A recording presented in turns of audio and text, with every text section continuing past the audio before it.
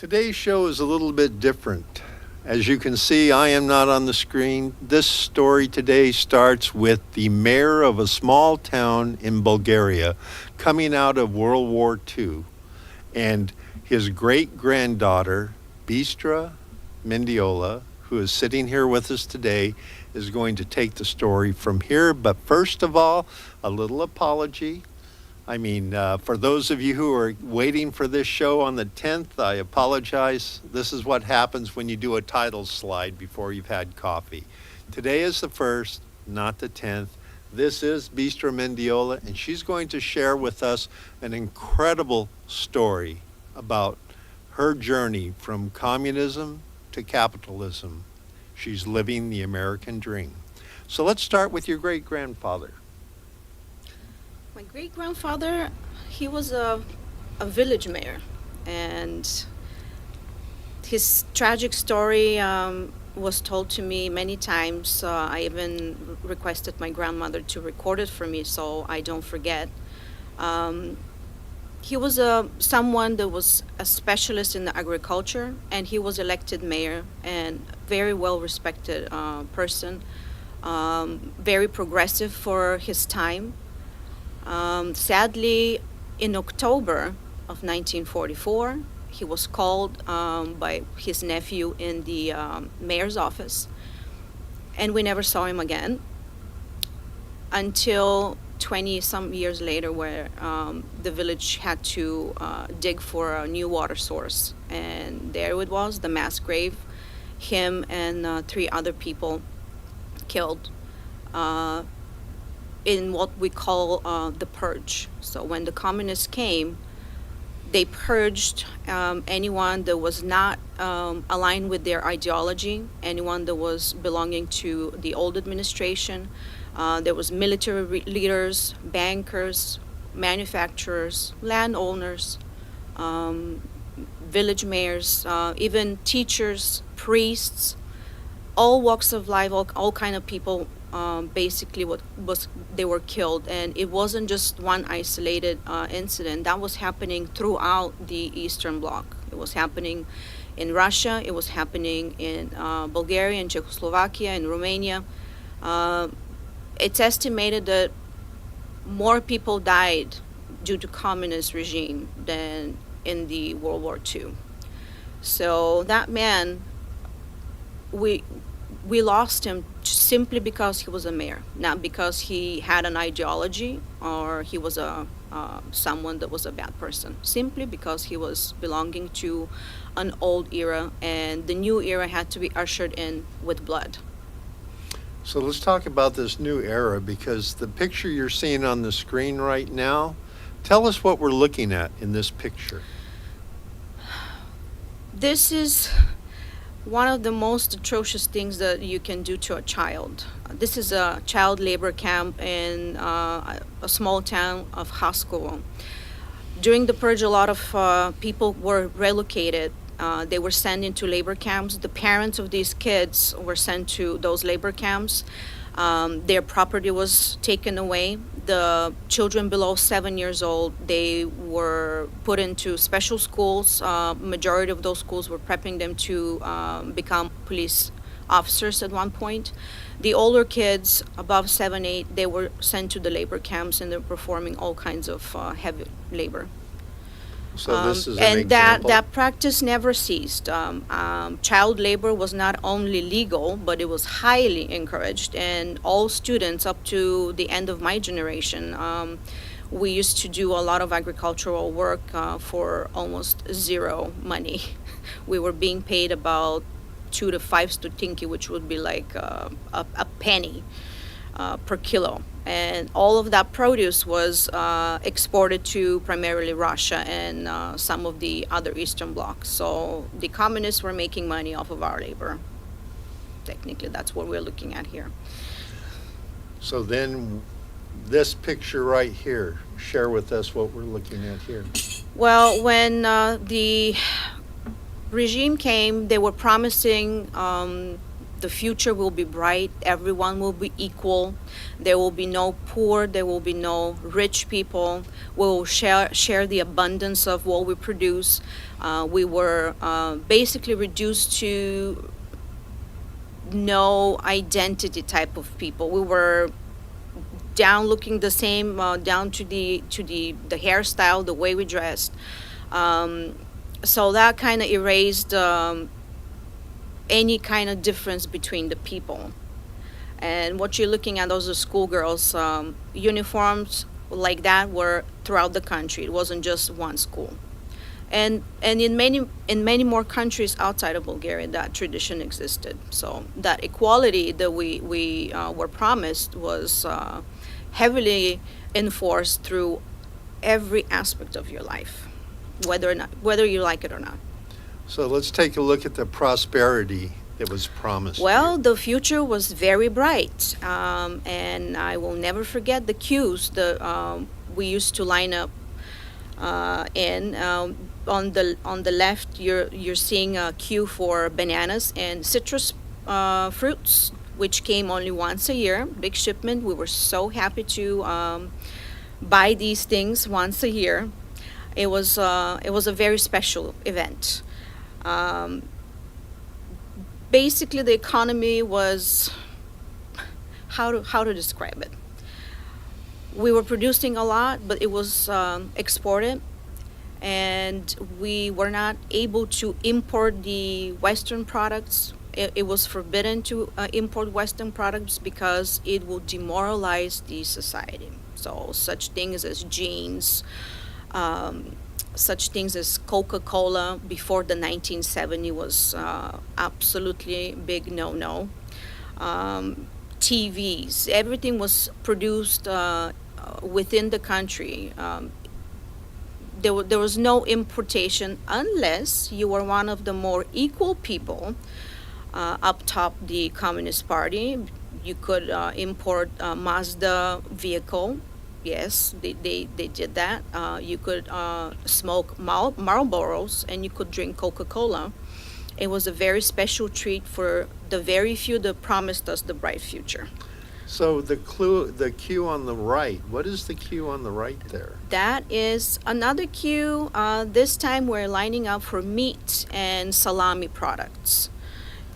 Our production and bright future was tremendously successful that we had food shortages, so we were lining up. So now here we are where? This is a picture of me in preschool, and I just wanted to point out. I don't know if you can see it, but yeah, to the left top, that was a portrait of our dear leader, and right next to it is the slogan that I just wanted to highlight. That indoctrination in the ideas and ideology was from birth to basically death. You were bombarded with all kind of slogans, left and right. You could not even go to a doctor's office or library without seeing one of those slogans. Every aspect of your life had that shadow of do not forget that we're in this society. So now here we are where and when?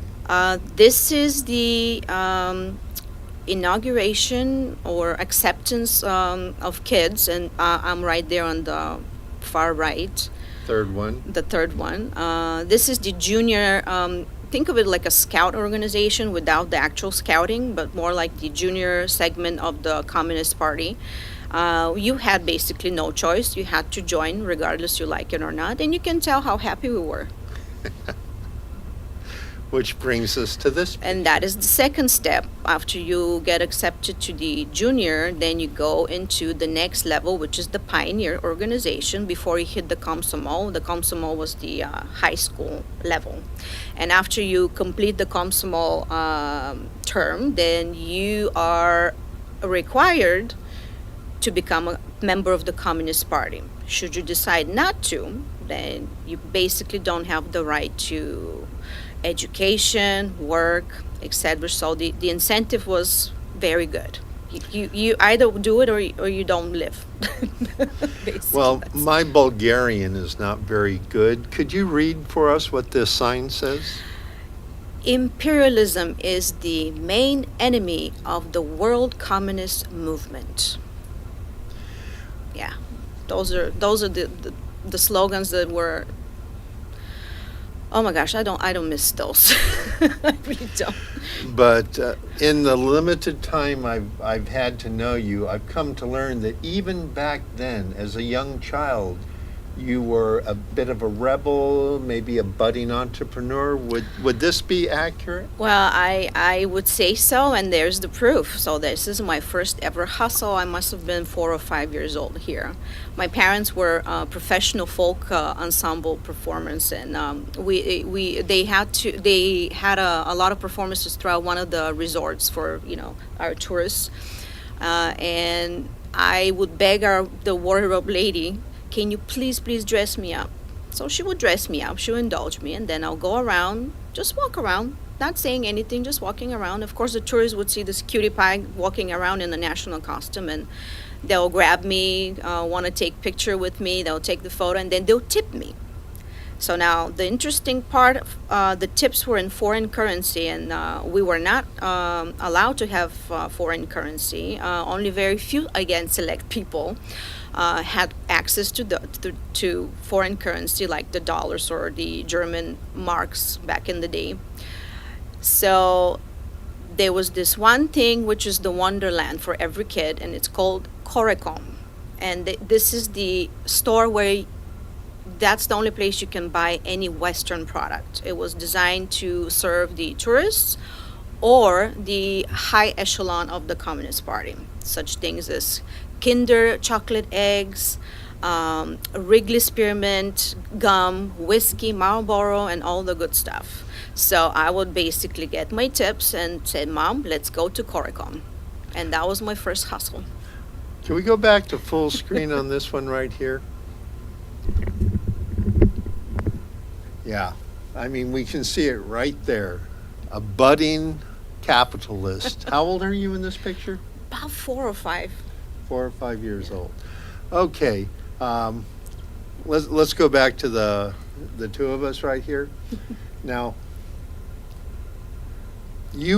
what I want to share with the people is, because you come from this land where your life is pretty much mapped out for you, and you have to stay inside a little box, or bad things could happen to you and your family if you stray outside of the box. Yeah. How did you get from Bulgaria to Guam? Well, you've heard about this thing called the perestroika, right? So Gorbachev started that. The socialism and communism idea slowly fell apart. So in 1989, that's when the Russian people decided that they had enough with communism. So what happened in Bulgaria, our dear leader got demoted and basically fired, which was a big shock to the entire population, including me. I remember watching this on TV when they said, "Thank you very much for your service, but you're no longer our leader." And poor guy, he just looked stunned on TV. But so were we.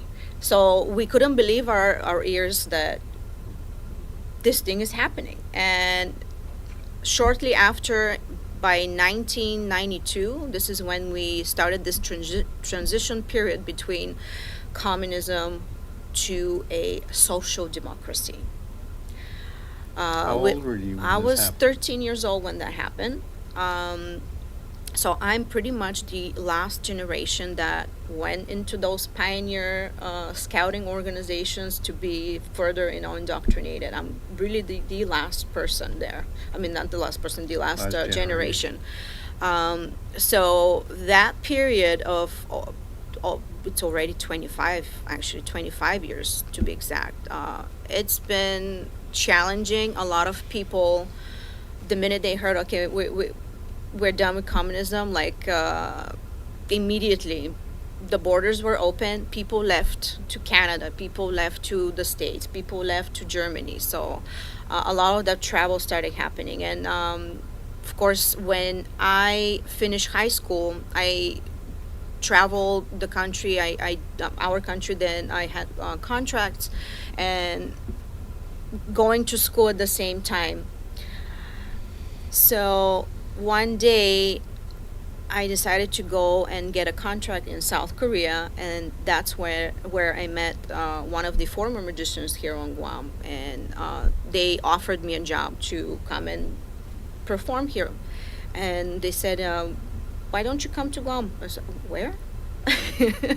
So yeah, lucky for me, that regime fell, borders opened, and I had the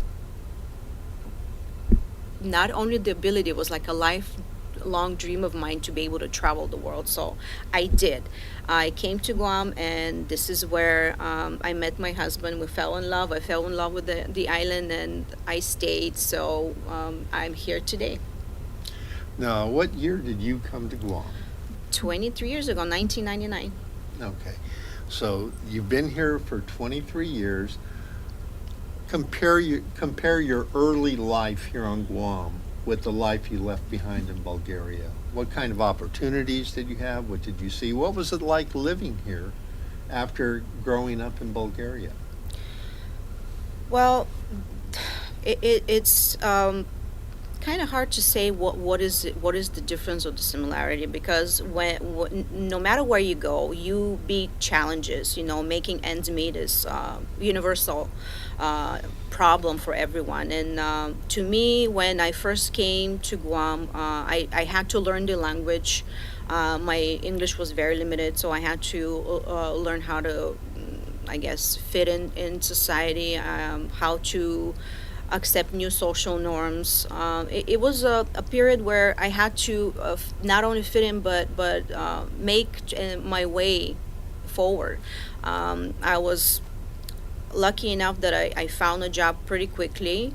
I did retail and tourism industry type of employment, but for any young family, you gotta pay the rent. You gotta feed yourself, and the struggle was real. But we were independent. We were working hard. Sometimes two jobs. Actually, not sometimes. Majority of the time, two jobs just to make ends meet. But still, we wanted to be those independent young people. And when I finally realized that there is this thing called opportunity to open your business here, I said, "Wow, this is really good. I need to try that." So I started to educate myself on how to start a business, how to do finances. I signed up for SBDC courses. I did use their services as business counseling. So finally, many years later, I was already, I guess, prepped enough with the entrepreneurial knowledge that I crave so much for. And my husband and I finally opened our own business. And today we are, I'd say, very successful entrepreneurs. And I consider that exactly this is my American dream. You come as an immigrant, you work hard, you educate yourself, you overcome all the obstacles that you can possibly imagine just to succeed. At the end, it feels not only like a victory, but blessing and all of the above. It's just tremendous opportunity. This would not have been possible if I stayed in Bulgaria, because the way things are done there are very kind of mixed between the old and the new. It's not as easy to start a business. It's not as easy to succeed. There is a lot of bureaucracy still remaining, unfortunately. So me being here and succeeding is something that I will cherish forever. Yeah. What a lot of people who don't own businesses don't realize is that when you're working for somebody, you just worry about putting a roof over your head and feeding your kids. But then when you start a business, you worry about keeping a roof over how many employees' heads? Well, now? today I have 18 employees, and I started with the idea, okay, we're gonna hire two, but then we started growing, and my success means that I can provide that employment not only for my family but also for many more families. But don't you find that you worry about your employees, do. their rents, Yeah. their utilities, their food, their car payments? It's kind of a surprise, It, isn't it? You go from worrying about yeah. yourself to worrying about Well, I have 18 18 plus one. children. Yes, that's what I say because all of our employees are pretty much 30 and below. And I said I have 2 kids at home, but I have 18 at work. Yeah. But it's great because when you treat your employees really well, when you respect them, when you are concerned about their well-being, then that is a reciprocity that you just can't, you can't teach, you cannot I guess how to say it, you have to have it happen naturally. And I just wish that more employers are like that out there, because I certainly have been employed by a few, and when you leave a job, you really leave your boss or employer. So I try Absolutely. not to make that mistake. So now here we are. You've gone from immigrant to business owner. What's the next stage in the evolution of Bistra? Well, the next stage is me helping to improve this island.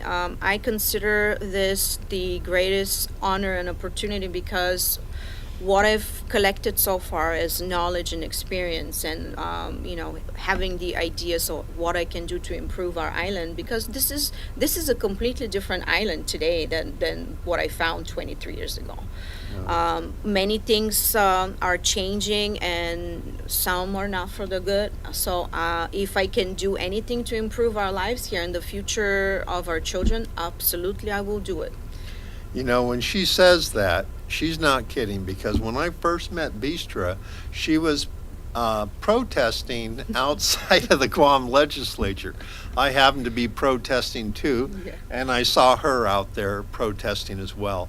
And so, what we are looking at is what attracted my attention was that here she was displaying the same level of co- co- uh, community advocacy that I have been working for so many years. And I'm not the only one. There were about 70 or 80 people or more out there that day who were standing up for the people in our community over various pieces of legislation that we felt would severely harm the relations of our community. And the reason why I wanted her here to share her American dream, we have way too many of our young people on this island who do not realize what the American dream really is, because they all have opportunity. And over the last couple of months, I've been spending a lot of time with our younger people and listening to the concerns they have. And the concern I have about their future is they're letting it slip through their fingers, because they have a lot of power. They just don't exercise it, because you see, the younger generation is the largest generation we've ever had in this United States. They've knocked out the baby boomers off our throne of the biggest generation ever. But when it comes to exercising their political power to help reshape our island, help reshape the policies to meet their needs, they don't show up. Have you noticed that? Yes, I actually just had a conversation of with similar sentiment yesterday with a young man, and I basically wanted to instill that in that young person's mind. Don't forget that when you grow up really into adulthood, and when you start your own family, this is when you're going to realize that you're responsible for a lot more people than just yourself. You're going to start thinking that one day these kids will need you to ensure their future is solid. And if you don't start today, it will be too late. That is so true, because right now, politicians are meeting in the legislature, creating laws. They're meeting in boards and commissions and different government agencies, creating rules and regulations that affect not only our lives, but their lives and their future children's lives. And What I am concerned about is so many people in that 18 to 35 bracket do not engage in the most basic right we have as American citizens. That's the right to choose our leaders. That's when we exercise our vote. All around the world, people are fighting for the right to vote, a right that so many of our young people take for granted. And that is very concerning to me because right now we got 55 wars in various stages around the world right now. The biggest one being next door to her former home in the Ukraine. And I remember when the Ukraine got the right to vote, and there were long lines of soldiers mixed in with the civilians exercising their right to vote. You know, those pictures were very, very touching to me personally. And then we remember in the Middle East when countries started, the dictatorship started falling, and citizens for the first time in 3 or 4 generations had the right to vote. And we just had an election here last month, and we had less than 40% of the people registered to vote come out and vote. And the amount of people that were registered to vote was half of those eligible to vote. So what we've ended up with is the primary election is 1 person out of 5 determining who the future leaders of our island are going to be. And that's not really sustainable. We hear complaints all the time about, pari politics, my vote doesn't matter. What I want our younger people to know is that we have had many elections on Guam where the decision between who sits in positions of power in the legislature or in the Adelup has been less than a couple hundred votes. So every vote does matter. Your votes matter.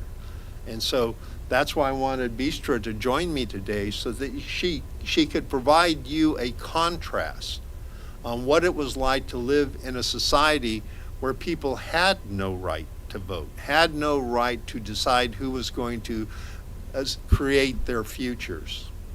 And as you can tell, she has embraced the American dream that we all talk about. We all talk about the American dream, that anybody can grow up to be President of the United States, and we all point back to Barack Obama. A child raised in poverty by a single mom ends up a 2-term President of the United States. Well, that future is possible for every one of you watching this, but only if you exercise your right to vote. And that's why I was very thrilled that Bistra agreed to join me on the show here today, and so she can share with you how she has been able to make the American dream work for her and her family, and the commitment she has to help other people on Guam reach their version of the American dream. So there's an election up right now, and for the sake of full disclosure, both Bistra and I are running for office.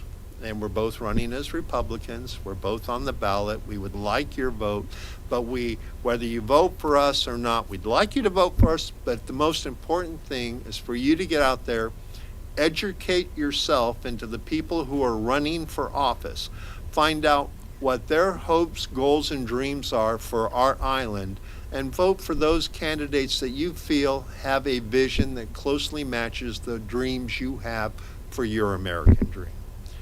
I'm Ken Leon Guerrero. This is my point of view, and my guest here is the famous Bistra Mendiola. And we look forward to seeing you in the voting lines.